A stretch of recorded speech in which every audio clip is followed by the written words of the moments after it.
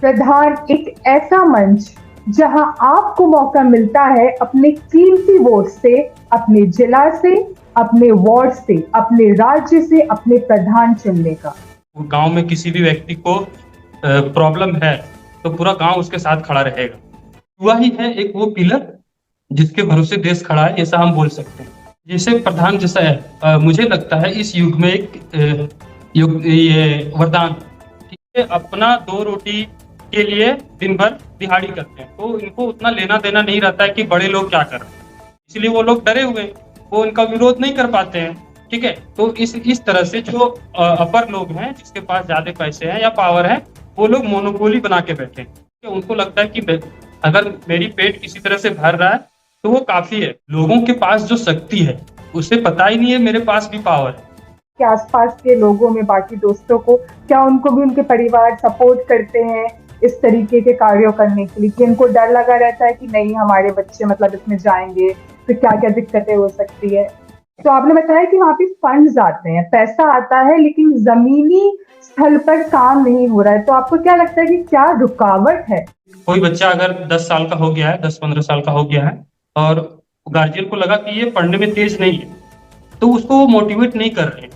तो अगर आप एक्चुअल में बदलाव लाना चाहते हैं तो आप प्रधान जैसे ऐप से जुड़िए और उसमें अपनी समस्याओं के बारे में बात कीजिए। अगर आप कुछ समस्या सॉल्व की है तो उसके बारे में भी बात कीजिए। वहाँ जब से मैं प्रधान ऐप से जुड़ा हूँ, मुझे एक अलग सी एनर्जी फील होती है कि नहीं, मैं अच्छा कर रहा हूँ और आगे भी और अच्छा कर पाऊंगा। ऐसा प्रॉब्लम जो है वो है एजुकेशन का।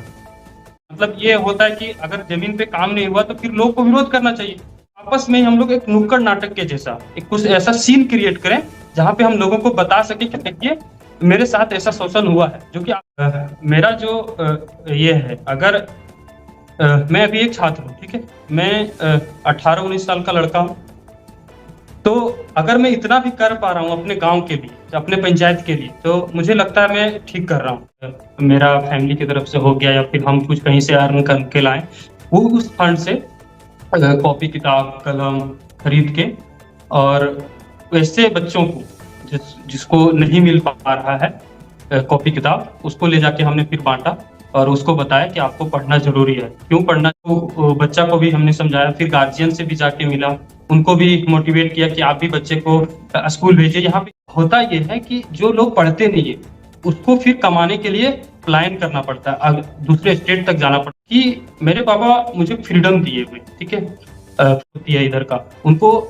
सारा काम वो खुद करना पड़ता है। एक मेंस की तरह उनको मार्केट भी जाना पड़ता है, उनको घर के लिए राशन पानी भी जुगाड़ करना पड़ता है, ठीक है। प्रधान ये हमें फ्रीडम देता है कि आपके इलाके में जो समस्या है आप उसका एक छोटा वीडियो रिकॉर्ड कीजिए, या पे अपने अपने शब्दों से बोलिए या तो लिखिए और आप प्रधान जैसे ऐप में अपलोड कीजिए। ये भी है कि जरूरी नहीं है कि बच्चा को पढ़ के आईपीएस ही बनना, ठीक है। अगर उसको क्रिकेट खेलने में अच्छा लग रहा है तो उसको क्रिकेट खेलने दीजिए। यदि उसके पहले ये अटेंडेंस इसलिए बढ़ाना चाहता हूँ बच्चे को, क्योंकि जब स्कूल आएंगे तभी हम उसका क्षमता को भी जान पाए। वो इस आस में कि मुझे एक लड़का भी हो जाए, इस आस में वो बच्चे करते जाते हैं, ठीक है। हम जैसे ऐप से जुड़िए, वहां पे अगर आप कुछ कर रहे हैं सोशल वेलफेयर के लिए तो आप उस चीज को दिखाइए। अगर नहीं कुछ कर रहे हैं तो जो समस्या है कम से कम उसके बारे में आके बोलिए, ताकि उसका कोई सोल्यूशन निकले। वेलकम टू प्रधान। प्रधान एक ऐसा मंच जहां आपको मौका मिलता है अपने कीमती वोट से, अपने जिला से, अपने वार्ड से, अपने राज्य से अपने प्रधान चुनने का। वो प्रधान जो रखता है आपकी बात, वो प्रधान जो आपके क्षेत्र की जमीनी मुश्किलों का समाधान लाता है और रखता है आपका पक्ष। तो आइए इस कार्यक्रम को आगे बढ़ाते हैं और मिलते हैं हम शाहिद अंसारी से। Welcome Shahid. Hello. Hello ma'am. Shahid, आप अपना एक छोटा सा परिचय दीजिए हमारे दर्शकों को। मैं सबसे पहले धन्यवाद करना चाहूंगा पूरे प्रधान कम्युनिटी और उसके टीम को, जिन्होंने मुझे इस मंच पे बुलाया है। मेरा नाम शाहिद अंसारी है, मैं झारखंड के छोटे से जिले गिरिडीह का रहने वाला हूँ और अभी मैं ग्रेजुएशन कर रहा हूँ पॉलिटिकल साइंस में। ओके शाहिद, आपने अपना क्षेत्र बताया झारखंड के, वहाँ से आपका जो क्षेत्र है उस गांव में, आपके क्षेत्र में कुछ अच्छी बातें हमें बताइए, आपको क्या अच्छी बातें लगती हैं अपने क्षेत्र के विषय में, और कुछ ऐसी मुश्किलें जिन पे आपको लगता है कि प्रकाश डालना चाहिए। जी, अगर मेरे इलाके की सबसे अच्छी बात करें तो वो है यहाँ के लोग। यहाँ के लोग बहुत अच्छे हैं। सबसे पहला चीज तो एक दूसरे का केयर करना जो बोलते हैं। अगर ये गांव इलाका है, अगर गांव में किसी भी व्यक्ति को प्रॉब्लम है तो पूरा गांव उसके साथ खड़ा रहेगा। ये चीज मुझे बहुत अच्छी लगती है। ठीक है, यहाँ के लोग एक दूसरे को सपोर्ट करते हैं, लोगों का प्रॉब्लम समझते हैं, उसके हिसाब से काम करने का कोशिश करते हैं। दूसरा एक चीज जो मुझे यहाँ प्रॉब्लम दिखता है, जो एक्चुअल में प्रॉब्लम है जिसको सही करना चाहिए, वो है एजुकेशन। यहाँ के जो बच्चे, उसको प्रॉपर एजुकेशन की सुविधा नहीं। गवर्नमेंट बहुत से काम कर रही है, जो गवर्नमेंट स्कूल है उसमें स्कीम आती है, लेकिन जमीन पे वो काम नहीं हो रही। तो एजुकेशन के लिए यहाँ बहुत दिक्कत है। कुछ प्राइवेट स्कूल भी ढंग का नहीं है जहाँ पे पढ़ाई हो सके, और अगर कुछ है तो वो बहुत हाई फाई है। वहाँ इतना पैसा ही लगता है कि गरीब लोग वहाँ पढ़ा नहीं पाते। ठीक है, तो एक मेन प्रॉब्लम जो है वो है एजुकेशन का। जैसा कि आपने बताया कि शिक्षा विभाग में बहुत जरूरत है काम, तो आपने बताया कि वहाँ पे फंड्स आते हैं, पैसा आता है, लेकिन जमीनी स्थल पर काम नहीं हो रहा है। तो आपको क्या लगता है कि क्या रुकावट है जो फंड्स आते हैं सेंटर से, वहां से आने के बाद भी आपके क्षेत्र में काम नहीं हो पा रहा है? क्योंकि हमारी जो गवर्नमेंट है वो तो पॉलिसीज इम्प्लीमेंट करती हैं, वो तो भेज देती हैं पैसा, लेकिन उनको कैसे इस बात की जानकारी मिले कि क्षेत्र पे तो काम ही नहीं हो रहा है, पैसा तो उनका जा ही नहीं रहा है वहाँ, तो क्या रुकावट है? मैम देखिए, यहाँ पे क्या है, ये भोले भाले लोग, ठीक है, ये अपना 2 रोटी के लिए दिन भर दिहाड़ी करते हैं, तो इनको उतना लेना देना नहीं रहता है कि बड़े लोग क्या कर रहे हैं। ठीक है, तो यहाँ क्या है, कुछ लोग जो ऊंचे पोस्ट पे हैं या जिसके पास कहें कि वो राजनीति में है या उसके पास पैसे ज्यादा हैं, तो वो अपना मोनोपोली बना के रखे। ठीक है, वो बड़े अफसर को अपने साथ में रखे हुए हैं। ठीक, उस कोई भी चीज होता है जो सरकारी योजना है वो ऊपर ही निपट जाता है, जमीन पे उसका काम होने नहीं आता। और लोग जो है, मतलब ये होता है कि अगर जमीन पे काम नहीं हुआ तो फिर लोग को विरोध करना चाहिए, लेकिन लोग इसलिए विरोध नहीं कर पाते क्योंकि वो भोले भाले लोग हैं। मैंने पहले भी कहा, उनको अपना 2 रोटी का पड़ा, मतलब 2 वक्त की रोटी का पड़ा हुआ है। ठीक है, उनको लगता है कि अगर मेरी पेट किसी तरह से भर रहा है तो वो काफी है, अगर मैं ज्यादा कुछ करूंगा तो फिर हो सकता है मुझे और भी दिक्कतों का सामना करना पड़ेगा, इसलिए वो लोग डरे हुए हैं, वो उनका विरोध नहीं कर पाते हैं। ठीक है, तो इस तरह से जो अपर लोग हैं, जिसके पास ज्यादा पैसे हैं या पावर है, वो लोग मोनोपोली बना के बैठे हैं। कोई भी योजना है उनको पता है कि किस तरह से हम सरकार की आंखों में धूल झोंक के वहां से फायदा उठा सकते हैं। ठीक है, तो वो लोग ऐसा काम कर रहे हैं, और वो कुछ गिने चुने लोग हैं, ऐसे भी हैं कि वो कुछ गिने चुने लोग हैं जैसे ऐसा काम कर रहे हैं। जैसा कि आपने बताया कि ये जो धनी लोग हैं पैसों से या जिनके पास पहुंच है, इनको बहुत फायदा मिलता है, और जो गरीब लोग हैं, जो निचले वर्ग के लोग हैं, वो पीछे रह जाते हैं। तो ये जो गैप क्रिएट हो रहा है, यहाँ पे गैप बन रहा है, इसको हम कैसे हटा सकते हैं और इस चीज का क्या समाधान लाया जा सकता है? जी, इसके लिए मेरे पास एक ही समाधान है, जागरूकता। लोगों के पास जो शक्ति है उसे पता ही नहीं है मेरे पास भी पावर है। वोट के टाइम पे वही लोग आते हैं जो अभी मोनोपोली क्रिएट करके रखे हुए हैं, वही लोग वोट के टाइम पे आते हैं, इन्हें बहलाते फुसलाते हैं और एक वोट इनसे मांग के ले जाता है। और इनको भी लगता है, ये लोग जो हैं, जो मेरे इलाके के आम जनता लोग हैं, इनको भी लगता है कि वोट तो सिंपल सी चीज है, जाके बटन दबाना, हम उसको वोट दे दी। उनको वोट का पावर नहीं पता है, मीन्स इनके अंदर जागरूकता नहीं है। यदि हम किसी तरह से ये कर पाए कि लोगों को उनका पावर बता पाए कि आपके पास इतना पावर है, आप सरकार को भी हिला के रख सकते हैं। ये तो छोटे मोटे लोग हैं जो आपके क्षेत्र में मोनोपोली क्रिएट किए हैं, आपके पास असीमित पावर। ठीक है, तो ये चीज अगर हम किसी तरह उसके जहन में डाल पाए तो हमको लगता है कि बदलाव आ सकता है।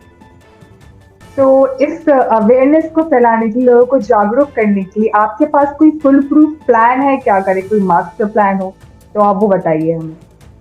ठीक, इसके लिए मैंने ये किया हुआ था मेरे एक फ्रेंड के साथ, एक एनजीओ रजिस्टर करने का मैं सोच रहा हूँ, क्योंकि इसमें कुछ थोड़े फंड की भी जरूरत है।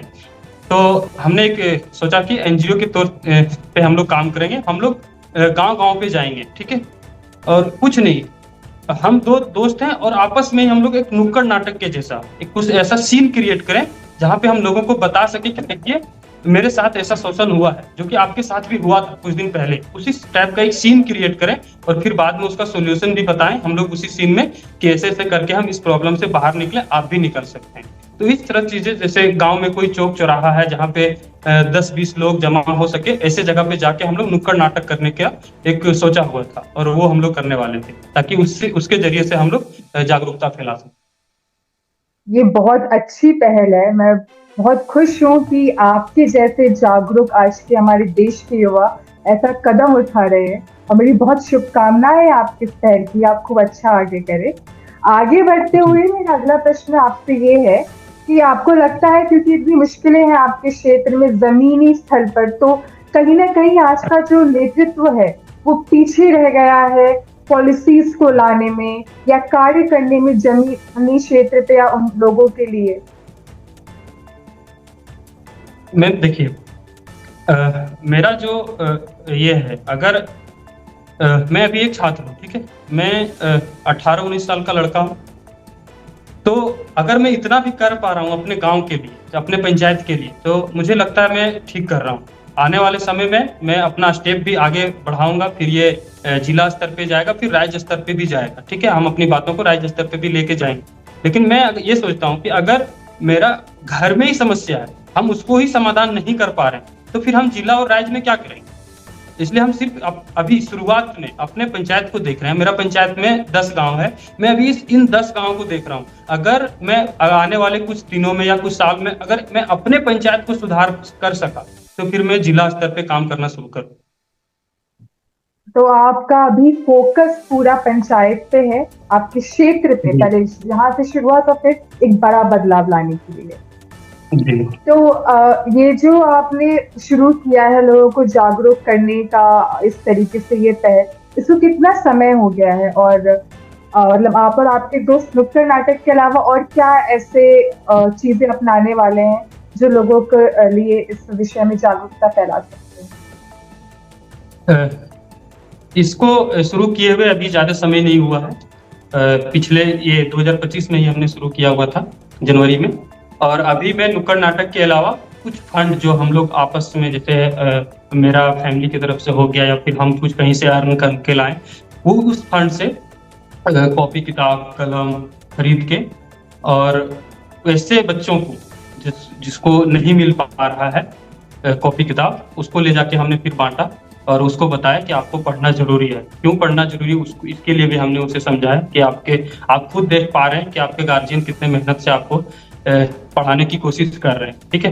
तो वो सब चीज हम लोग बच्चा को भी हमने समझाया, फिर गार्जियन से भी जाके मिला, उनको भी मोटिवेट किया कि आप भी बच्चे को स्कूल भेजिए। यहाँ पे क्या हो रहा है कि कोई बच्चा अगर 10 साल का हो गया है, 10-15 साल का हो गया है, और गार्जियन को लगा कि ये पढ़ने में तेज नहीं है, तो उसको वो मोटिवेट नहीं कर रहे हैं, उसको काम पे भेज दिया जा रहा है, ठीक है। तो हमने गार्जियन को भी समझाया कि ऐसा नहीं है। अगर बच्चा शुरुआती से ही उसको ऐसा मटेरियल या वैसा इन्वायरमेंट नहीं मिला है जिसकी वजह से आपका बच्चा थोड़ा कमजोर है, आप उसको अगर अभी से भी मेहनत करवाएंगे तो वो आगे चल के अच्छा प्रदर्शन कर सकता है।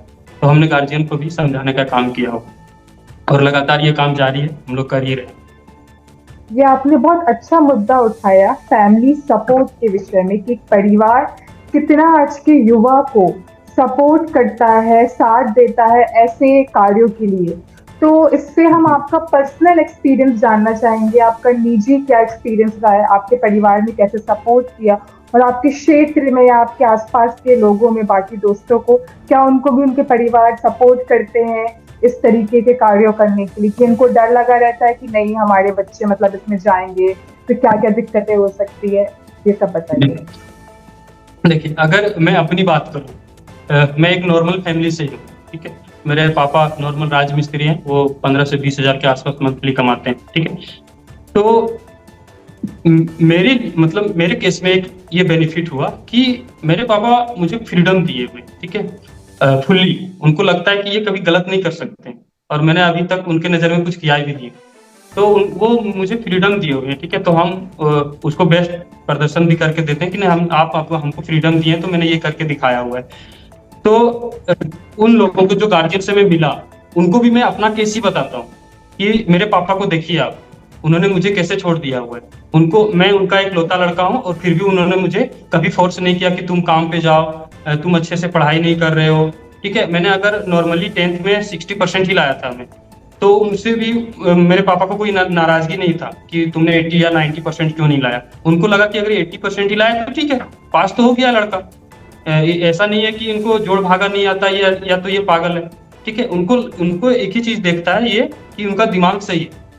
ठीक, तो मैं एग्जाम्पल खुद का देता हूँ कि आप मेरे पिता की तरह सोचिए, उनके तरह सोचिए, अपने बच्चे को सपोर्ट कीजिए। मुझे मेरा फैमिली से फुल सपोर्ट मिलता है कोई भी काम के लिए। मैं अपने पापा को प्लान बताता हूँ और वो उसमें राजी रहता है, उसमें आज तक हमको कोई रोक टोक नहीं हुआ है। तो उनको मैं एग्जाम्पल देता हूँ अपने घर का, अपने अपने बारे में बताता हूँ कि मैं कैसे किस तरह से उठा हूँ। ऐसा नहीं है कि मैं एक ऊपर से ही लेके आया सब कुछ, मैथ का सारा क्वेश्चन सॉल्व करना सीख गया अचानक, मैं भी धीरे धीरे ही सीखा हूँ। ठीक है, तो वो सब चीज गार्जियन को मैं बताता हूँ, फिर उनको लगता है कि नहीं मेरा बच्चा भी अच्छा कर सकता है। ये जो आपने पहल शुरू करी है, इसका क्या कोई कारण रहा है आपकी निजी जिंदगी में कि आपने बहुत स्ट्रगल्स देखे हो अपने खुद की लाइफ में, इतने स्ट्रगल्स देखे हो कि आपके अंदर वो एक मोटिवेशन, एक जुनून आया कि मुझे बदलाव करना है, मुझे पहल करनी है, मुझे लोगों को जागरूक करना है। तो कोई अगर ऐसे स्ट्रगल्स हैं तो वो बताइए हमें। जी, ये जो करने का मेरा मेन रीजन था, मैं जब अपने आसपास देखता हूँ तो मुझे क्या दिखता है कि लोग नहीं पढ़ने की वजह से, क्योंकि उनको कमाना तो पड़ेगा, बिना पैसे को तो चलेगा ही नहीं। ठीक है, तो वो पढ़े या नहीं पढ़े उसको कमाना पड़ेगा। अब होता यह है कि जो लोग पढ़ते नहीं है उसको फिर कमाने के लिए पलायन करना पड़ता है, दूसरे स्टेट तक जाना पड़ता है, यहाँ तक कि दूसरे कंट्री तक जाना पड़ता है। ठीक है, अब मैं ये देखता हूँ मेरे क्षेत्र में बहुत सारे ऐसे लोग हैं जो दूर बेंगलोर, मुंबई, सूरत, कलकत्ता ऐसे शहरों में जाके काम करते हैं। अब मान लीजिए कोई ऐसा व्यक्ति है जिसका छोटा बच्चा है, 2 साल 1 साल का बच्चा, और उसका पालन पोषण करने के लिए वो दूर बेंगलोर में जाके कमा रहा है, और अचानक ऐसा भी होता है कि बच्चा बीमार हो गया। ठीक है, अब उसको देखने के लिए उसकी वाइफ के अलावा कोई नहीं, उसका सपोर्ट के लिए कोई नहीं है। यदि अगर वो व्यक्ति थोड़ा पढ़ा लिखा रहता, इधर ही कुछ काम कर लेता, कोई अफसर बन जाता, तो उसको ये दिन नहीं देखना पड़ता कि वो अपने बच्चा का इलाज के लिए भी वहां से टेंशन उसको नहीं लेना पड़ता, वो घर में रहता, आराम से कमाई कर लेता। ठीक है, मेरे सामने ऐसा बहुत सारा केस आया है जो गार्जियन को, जो लेडीज होती है इधर का, उनको सारा काम वो खुद करना पड़ता है, एक मेंस की तरह उनको मार्केट भी जाना पड़ता है, उनको घर के लिए राशन पानी भी जुगाड़ करना पड़ता है। ठीक है, गार्जियन क्या करते हैं, वो बाहर में रहते हैं, वो कमा के सिर्फ पैसे भेज देते हैं, लेकिन घर चलाने के लिए सिर्फ पैसे की जरूरत नहीं होती है, यहाँ बहुत सारी चीजों को देखना पड़ता है, और एक अकेला लेडीज सब कुछ करती है। ठीक है, तो वो चीज को हम दूर करना चाहते हैं। ये जो पलायन हो रहा है, यहाँ से लोग दूसरे जगह जाके काम कर रहे हैं, इसको मैं दूर करना चाहता हूँ, और वो एजुकेशन से ही हो सकता है। मुझे लगता है कि अगर मैं सबको शिक्षित कर पाऊँ तो ये चीज दूर हो सकती है। हमारे देश की बढ़ती जनसंख्या के साथ हमारे देश में सबसे ज्यादा युवा भी हैं। तो आज के युवा की क्या भूमिका है हमारे देश के लिए, देश को आगे बढ़ाने के लिए? अभी हमारा देश 4th इकोनॉमी भी बन गया है, तो युवा हमारे देश को कैसे आगे लेके जा सकता है, लेकिन जमीनी खुद के क्षेत्र पर सबसे पहले काम करके? तो आप युवा की क्या भूमिका इस पे देखते हैं? देखिए, अगर हमारे देश की युवा की बात करें तो एक होता है कि युवा ही है एक वो पिलर जिसके भरोसे देश खड़ा है, ऐसा हम बोल सकते हैं। लेकिन अभी कुछ दिनों से ऐसा हमको देखने में लग रहा है कि युवा लोग थोड़ा सोशल मीडिया पे ज्यादा एंगेज्ड है। ठीक है, शॉर्ट्स वीडियो, इंस्टाग्राम, ऐसे सोशल मीडिया पे मैं उन लोगों से कहना चाहूंगा, जितने भी युवा हैं जो भी हमको देख रहे हैं या तो सुन रहे हैं, मैं उनसे कहना चाहूंगा आपके अंदर असीमित क्षमता है, बोल सकें तो बहुत सारी पावर है आपके पास, अगर आप उसको यूज करें तो हम क्या कुछ नहीं कर सकते हैं। ठीक है, लेकिन हम लोग अपना समय व्यर्थ कर रहे हैं सोशल मीडिया के ऊपर, स्क्रॉल शॉट्स कर ये सब करते हुए। ठीक है, तो मैं उन लोगों से कहना चाहूंगा कि आपके भरोसे देश चल रहा है, अगर आप कुछ काम नहीं करेंगे तो उम्मीद नहीं है कि ये जो 4th इकोनॉमी बनी है फिर आगे भी बढ़ेगी, यही स्टॉप हो जाएगा। ठीक है, अभी तक की बात करें, युवा काम कर रही है। मैंने बहुत सारे ऐसे अभी इंटरव्यूज भी देखा हुआ था कि एक नई कंपनी बनी है जेप्टो। ठीक है, दोनों पार्टनर्स मिलीनियर्स बने हुए हैं, तो ये सब युवा ही हैं जिनके बदौलत ये फ्लिपकार्ट इसमें भी है, ठीक है। और अभी अश्नीर ग्रोवर का मैंने एक देख रहा था, वो फंडिंग दे रहे हैं युवा लोग को, एंटरप्रेन्योर जितने भी हैं, तो युवा काम कर रहे हैं। लेकिन कुछ ऐसे हैं, कुछ कैटेगरी में, जहाँ पे थोड़ा और हमें बेहतर करने की जरूरत है। और एक चीज और मैं युवा लोगों से कहना चाहूंगा, मेरे जैसे जो यंग लड़के हैं, हम लोग क्या कर रहे हैं ना, अगर इंस्टाग्राम भी स्क्रॉल कर रहे हैं तो उसमें क्या देख रहे हैं, कोई काम की चीज नहीं देख रहे। ठीक है, हम ऐसे समय बर्बाद कर, तो वो चीज से बचने का मैं अपील कर रहा हूँ सभी लोगों से।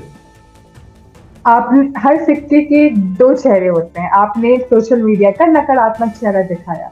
इस तो जी हमारे युवा इस सोशल मीडिया का एक सकारात्मक तरीके से कैसे इस्तेमाल कर सकते हैं बदलाव लाने के लिए, और इन सब में आपको क्या लगता है कि प्रधान जैसा मंच सोशल मीडिया पर युवाओं को क्या मौका दे सकता है?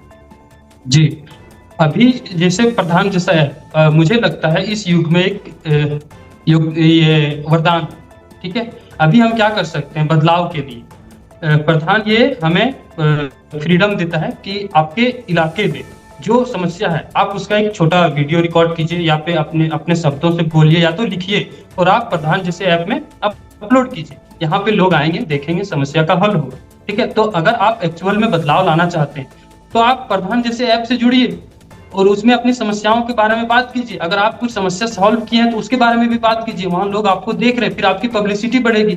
हो सकता है आप आगे बढ़ेंगे, आप कोई पोस्ट पे जा सकते हैं, कोई राजनीतिक पार्टी आपको अपने समक्ष कर सकती है। तो यहाँ पे बहुत सारे रास्ते खुल जाते हैं अगर आप प्रधान जैसे ऐप से जुड़ते हैं। तब अगर आपको एक दिन के लिए प्रधान बनने का मौका मिले तो आप क्या करेंगे? ऐसा क्या बदलाव लाएंगे जो सब कुछ बदल देगा आपके क्षेत्र के लिए? जी, अगर मैं अपने पंचायत की बात करूं, यहाँ की, मैं अगर एक दिन का प्रधान बनूं तो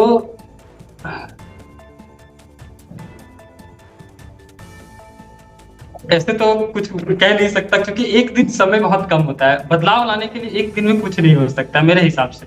ठीक है, लेकिन फिर भी अगर एक दिन मुझे, अगर एक पावर मुझे मिले, तो मैं यहाँ पे जितने टीचर्स हैं, मैं सबको बोलूंगा आप लोग रीट्रेनिंग करके आओ, क्योंकि उन लोग के अंदर क्षमता नहीं है पढ़ाने का। आप रीट्रेनिंग करके आओ, फिर आप मेरे पंचायत में पढ़ाना शुरू करो। और बच्चों के लिए कुछ खास पहल, कोई खास पॉलिसी या कोई खास तरीका उनको शिक्षा में आगे बढ़ाने के लिए, उनके अंदर रुचि लाने के लिए, क्योंकि झारखंड में आपने बताया, तो इस पे आप कुछ करेंगे? जी, कुछ दिन पहले ही हमारी गवर्नमेंट ने भी एक ऐसे चलाया था, सीटी मारो योजना। जैसे बच्चे लोग क्या करते हैं, स्कूल से निकलने से पहले एक सीटी रहता है, वो मारते हुए जाते हैं, ताकि रास्ते में जो भी बच्चे दिखे उनको भी पता चले कि वो स्कूल जा रहा है, हमको भी जाना है। तो इस तरह से कोई स्कीम में लाना चाहूंगा, जहाँ पे बच्चों को भी पता चले कि वो स्कूल जा रहा है, मेरा दोस्त जा रहा है, हमको भी जाना चाहिए। ठीक है, तो ये जो सिटी मारो योजना था, कुछ कुछ डिस्ट्रिक्ट में अप्लाई भी हुआ, जहाँ पे हमको देखने को मिला कि बच्चे का अटेंडेंस में ग्रोथ हुआ है। जहाँ बच्चे पहले 100-150 बच्चे प्रेजेंट हो रहे थे, वहाँ 200-300 बच्चे आने शुरू हो गए। ठीक है, तो इस तरह का मैं पहल करना चाहूंगा। आपको नहीं लगता कि पेरेंट्स को भी कुछ आपको करना चाहिए बच्चों की, क्योंकि जो उन्हें स्कूल में नहीं जाने दे रहे, तो वो आपके प्रधान बन रही है, एक तरीके से पेरेंट्स को भी आपको कुछ अवेयर करना चाहिए कि बच्चों को स्कूल भेजो और खेती बाड़ी में काम में ना लगाया जाए? देखिए, मेरे हिसाब से अगर आपके अंदर टैलेंट भी है, फिर भी आपको 10th तक की पढ़ाई मन से करना चाहिए, क्योंकि 10th तक के जो सिलेबस है हमारे पास, वो बहुत अच्छा सिलेबस है। ठीक है, तो 10th तक का पढ़ाई आपको मन से करना चाहिए। उसके बाद यदि आपको लगता है कि नहीं, मेरे पास कोई स्किल है जिसमें मैं अपना करियर बना सकता हूँ, तो उसमें आपको आगे बढ़ना चाहिए। उसमें हम लोगों को बोलते भी हैं कि जरूरी नहीं है कि बच्चा को पढ़ के IPS ही बनना। ठीक है, अगर उसको क्रिकेट खेलने में अच्छा लग रहा है तो उसको क्रिकेट खेलने दीजिए। यदि उसको सिंगिंग करना अच्छा लगता है तो उसको गाना गाने दीजिए, उसमें कोई दिक्कत वाली बात नहीं है। उनका करियर अगर उसमें बन रहा है तो कोई दिक्कत नहीं है। हर कोई पढ़ के IPS या दरोगा या पुलिस ही नहीं बन सकता। ठीक है, हम सबको उतना नौकरी भी नहीं दे पाएंगे। तो अगर कोई अपना ये स्किल के ऊपर काम करना चाहता है तो वो मैं उसका समर्थन करता हूँ। और मैं ये इसलिए ना, मैं सबसे पहले ये अटेंडेंस इसलिए बढ़ाना चाहता हूँ बच्चे को, क्योंकि जब स्कूल आएंगे तभी हम उसका क्षमता को भी जान पाए। वो घर में है खेतों में काम कर रहा है तो हमको पता ही नहीं है उसको क्या और क्या चीज़ उसको आ रहा है। पहले वो मेरे पास आए तो हम देखें तो उसको कि वो क्या-क्या जान रहा है, ठीक है? स्कूल आने के बाद हमको पता चलता है कि वो बच्चा खेलने में अच्छा है, फुटबॉल खेलने में अच्छा है या तो फिर रेसिंग करने में अच्छा है या बोलने में अच्छा है। जो भी है वो स्कूल आने के बाद ही पता चलता है। इसलिए मैं सारा फ़ोकस ये कर रहा हूँ कि कम से कम 10th तक हर कोई बच्चा 10th तक पढ़े, उसके बाद वो अपना-अपना स्ट्रीम चेंज करे। इस आपके जवाब से मैं 2 बातें उठाना चाहूँगी। एक तो ये कि माँ-बाप का क्षेत्र आपके ऐसे क्षेत्रों में बच्चों को खेती-बाड़ी में लगाने का एक कारण ये भी रहता है कि बच्चे बहुत ज़्यादा होते हैं, सबका पेट भी भरना रहता है, तो काम करवाना पड़ता है, इसलिए वो खेती-बाड़ी में लगा देते हैं कि जितना काम होगा उतना घर में एक तरीके से बच्चों का सबका पेट भरा जाएगा। तो उसमें कि जो बढ़ती जनसंख्या या एक घर में कितने बच्चे हो रहे हैं, अभी रिसेंट सर्वे से आया था कि बिहार देश में सबसे ज्यादा बिहार में एक परिवार में बच्चे देखे जाते हैं, जिसको अंग्रेजी में कहा जाता है टोटल फर्टिलिटी रेट, जो सामान्य रूप से 2.1 होना चाहिए, लेकिन वो बिहार में 3 है। झारखंड का आपको अंदाजा होगा। एक बात तो ये हो गई कि इसके कारण भी माँ बाप अपने बच्चों को खेती बात मुझे आपसे ये भी बोलनी थी कि अगर बच्चों को इस तरीके से स्कूल में भेज रहे हैं माँ बाप, और अगर नहीं भेजना चाहते हैं, और वो आपने बोला कि उनकी योग्यता के हिसाब से उन्हें काम करने दो, डांस सिंगिंग, तो कैसे विश्वास दिलाया जाए माँ बाप है ये प्रतिभा है, इसमें भी उनका क्रिकेट में भी भविष्य बन सकता है। इसके लिए आप क्या कैसे माँ बापों को भरोसा दिलवाएंगे कि उनकी प्रतिभा में भी उनके लिए भविष्य है? जी, देखिए ये जो जनसंख्या वाली बात है, ये बात ठीक है कि गाँव में लोगों को उतना नॉलेज नहीं है। मेरे हिसाब से ज़्यादा बच्चे भी अच्छा नहीं है। मैं यहाँ देखता हूँ कि एक-एक फैमिली में जहाँ पे 3 या 4 उससे भी ज़्यादा किसी का है, और ये एक कॉमन प्रॉब्लम हो गया है इधर। लोगों का मेंटालिटी ऐसा बन गया है कि एटलीस्ट 2 लड़के मेरे पास रहेंगे तो मैं बुढ़ापे में अच्छे से रह पाऊँगा। ये ऐसा मेंटालिटी गाँव में हो चुका है। अब क्या होता है कि कोई ऐसा फैमिली है, चूँकि जेनेटिक्स है उसमें हम कुछ कर नहीं सकते हैं। कोई ऐसा व्यक्ति है जिसका पहला, दूसरा, तीसरा लड़की हुआ, तो वो इस आस में कि मुझे एक लड़का भी हो जाए, इस आस में वो बच्चे करते जाते हैं, ठीक है? फिर एक एक लड़का करने के चक्कर, उनको एक लड़का चाहिए था, उसके चक्कर में इधर 3-4 लड़कियाँ हो जाती है। क्योंकि उनको लगते हैं कि लड़के होंगे तो मुझे बुढ़ापे में सहारा बनेंगे, ठीक है? तो ये एक कॉमन प्रॉब्लम बन चुका है इधर, इसकी वजह से थोड़ा जनसंख्या में वृद्धि हो रहा है, ठीक है? और ये जो है, मैंने जो कहा कि योग्यता के हिसाब से बाँटेंगे, फिर हम गार्जियन को कैसे कन्विंस करेंगे कि आपको वो चीज़ करने दीजिए। देखिए, अगर हम बात करें बड़े क्रिकेटर विराट कोहली या धोनी का, तो हम उसका एग्ज़ाम्पल दे सकते हैं कि आप धोनी 10th पास ही है, या तो हमको यहाँ तक पता है 10th फेल है, ठीक है? वो भी नहीं पढ़ा हुआ है, तो क्या उनका करियर सेट नहीं है? सिंगिंग में अगर बात करें तो बहुत सारे ऐसे हैं जो अच्छा करियर बना चुके हैं बिना पढ़े-लिखे, ठीक है? तो हम लोगों को ऐसा एग्ज़ाम्पल देंगे, उनको दिखाएँगे कि आप देखिए ऐसा लोग कर चुके हैं पहले भी, ठीक है? अभी हाल-फिलहाल में ही हमारे देश के लिए गोल्ड मेडल लेके आए नीरज चोपड़ा। इससे पहले तो हम उस जेवलिन थ्रो का गेम के बारे में जान ही नहीं रहे थे। जब गोल्ड मेडल आया मेरे देश के लिए तब हम लोग को पता चला, अच्छा ऐसा भी गेम होता है। तो बहुत सारी ऐसी चीज़ें जहाँ पे लोग प्रदर्शन कर रहे हैं और उनका एग्ज़ाम्पल देके हम लोगों का भरोसा जीत सकते हैं, और लोग मान भी दिखाते हैं जब उनके बारे में समझाते हैं, तो वो हो जाता है धीरे-धीरे। और जब एक बार यदि हम किसी तरह से अपने क्षेत्र में कोई ऐसे लड़के को उस मंच तक भेज पाएँ जहाँ पे उसका करियर सेट हो पाए, चाहे वो कोई भी फ़ील्ड हो। एक बार अगर हम वहाँ तक उसको भेज पाएँ, तो फिर जो भी बच्चे पीछे छूट गए उसके लिए रास्ता खुल जाता है। तो हम कोशिश करेंगे कि 1 बच्चा को पहले उस लेवल तक पहुँचाएँ, फिर उसका एग्ज़ाम्पल देके बाकी सारे बच्चे को हम उस लेवल तक बनाएँ। बहुत शानदार जवाब दिया आपने।